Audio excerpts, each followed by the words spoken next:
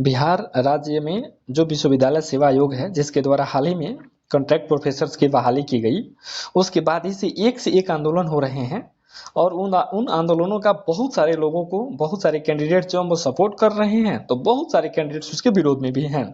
जो लोग सपोर्ट में हैं, जो लोग विरोध में हैं, उन दोनों पक्षों की हम बात करेंगे कि दोनों का आखिर समस्या है क्या, क्यों कुछ बातों पे वो सपोर्ट में है और क्यों कुछ बातों पे विरोध में है। इसमें क्या है कि ओवरऑल दो कैटेगरी बट गया है। एक कैटेगरी जो है पीएचडी वालों का है, एक कैटेगरी जो है वो नेट क्वालिफाइड वालों का है। जो भी बिहार में पीएचडी करके बैठे हैं, उनका मानना है कि एपीआई आधारित हो, या अगर एपीआई न भी हो, ठीक है, तो जो यूजीसी का रेगुलेशन 2018 हो, ठीक है, जिसमें कि टेबल 3A बिहार के विश्वविद्यालयों में लागू किया जाए।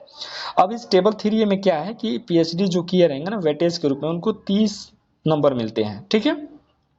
तो इनका कहना है कि जो भी पीएचडी किए हैं उनको 30 मार्क्स मिलना चाहिए। तो अगर जब इतना आपको मिल ही जाएगा, तो फिर जो रिटेन बेसिस प्रोफेसर्स का रिक्वायरमेंट होना है, उसका मतलब क्या रह जाएगा। जैसे अगर हम बात कर लेते हैं उत्तर प्रदेश में असिस्टेंट प्रोफेसर्स की भर्ती में, मध्य प्रदेश की बात कर लें, हिमाचल प्रदेश की बात कर लें, हरियाणा की बात कर लें, तो वहाँ पे सिर्फ आपका ओएमआर बेस्ड जो है वो रिटेन एग्जामिनेशन होता है, और चाहे आपका पीएचडी हो और चाहे आपका नेट क्वालिफाई हो, ये क्या है, बस योग्यता निर्धारित करते हैं। इसका कोई एक्स्ट्रा वेटेज नहीं मिलता है, चाहे आप रिसर्च पेपर प्रकाशित हुआ हो, चाहे आपने कोई थीसिस लिखा हो, या कोई आपने अवार्डेड हो, इसका कोई आपको अलग से वेटेज नहीं मिलता है। बिहार में भी चूंकि इसके पहले जो बहाली चल रही थी 2020 वाली प्रोफेसर्स का, उसमें इतने सारे मामले कोर्ट में गए हुए हैं कि अभी तक कोर्ट के एक एक करके नोटिफिकेशन आता है। उस नोटिफिकेशन के तहत कुछ लोगों की ज्वाइनिंग होती है और कुछ लोग अभी भी वो बर्खास्त किए जाते हैं, क्योंकि वो इतने सारे भ्रष्टाचार हुए हैं, इतने सारे गलत गलत डॉक्यूमेंट, फ्रॉड डॉक्यूमेंट अपलोड किए गए हैं और उसी आधार पर नौकरी लिया गया है। इससे बचने के लिए ही तो नया रूल एंड रेगुलेशन बनाया गया, जिसमें कि रिटर्न आधारित किया गया। लेकिन जब रिटर्न आधारित किया गया, तो फिर किस आधार पे ये लोग बार बार कह रहे हैं कि यूजीसी का जो है 2018 का टेबल 3A लागू हो।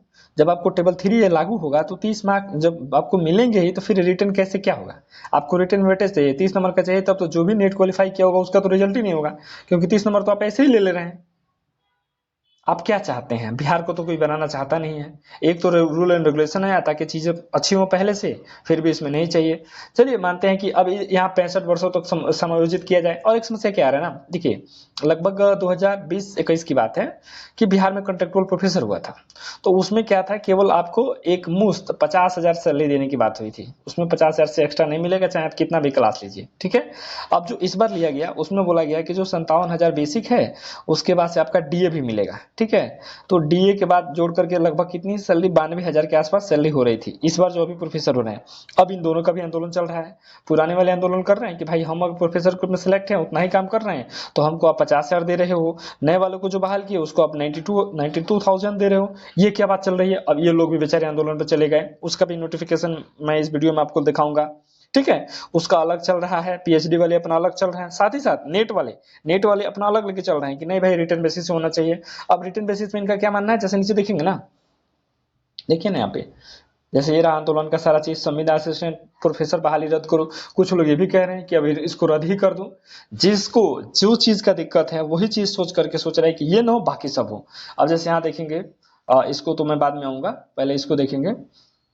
ये रहा जो बहाली के सपोर्ट में है, यहाँ देखेंगे कुछ लोग यहाँ कह रहे हैं कि जो असिस्टेंट प्रोफेसर की बहाली हुई है उसको रद्द किया जाए, ठीक है, और असिस्टेंट प्रोफेसर की नियमित बहाली हुई, ये भी सही है। लेकिन जो नेट क्वालिफाई है ना, वो देखिए क्या कह रहे हैं, वो 190 अंक का ऑब्जेक्टिव एग्जाम हो, ताकि इसमें करप्शन बिल्कुल ना हो, और 10 अंक का इंटरव्यू कराया जाए। ये बात बिल्कुल सही है, क्योंकि 10 अंक का इंटरव्यू से इंटरव्यू में कोई पक्षपात नहीं होगा, ठीक है। क्योंकि अगर जिसका इंटरव्यू में अगर पक्षपात भी होता है ना, तो अगर वो पढ़ने में तेज है तो यहाँ से वो सेलेक्ट हो सकता है। लेकिन जितने भी पीएचडी किए हैं ना, उनको ये बात मंजूरी नहीं है। पीएचडी वाले इस बात पे स्वीकार ही नहीं कर रहे हैं, पीएचडी वालों को चाहिए ही नहीं। पीएचडी वालों को लगता है कि नहीं भाई हमारा टेबल 3A लागू हो, 30 नंबर हमको एक्स्ट्रा मिले। अगर 30 नंबर उसको मिल जाएगा तो फिर नॉन जो पीएचडी नहीं किए हैं, जो नेट क्वालिफाई हैं, जो टैलेंटेड हैं, जो अच्छा खासा उनको एक्सपीरियंस है, मतलब चीज़ों का सिलेबस का ज्ञान है, वो तो बाहर हो जाएंगे। फिर सरकार को या जो भी रूल रेगुलेशन बनाते हैं उसको क्या करना चाहिए, ठीक है, ये सोचने की बात है।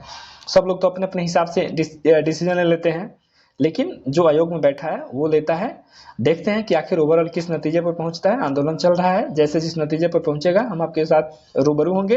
मिलेंगे अगले वीडियो में, तब तक के लिए धन्यवाद।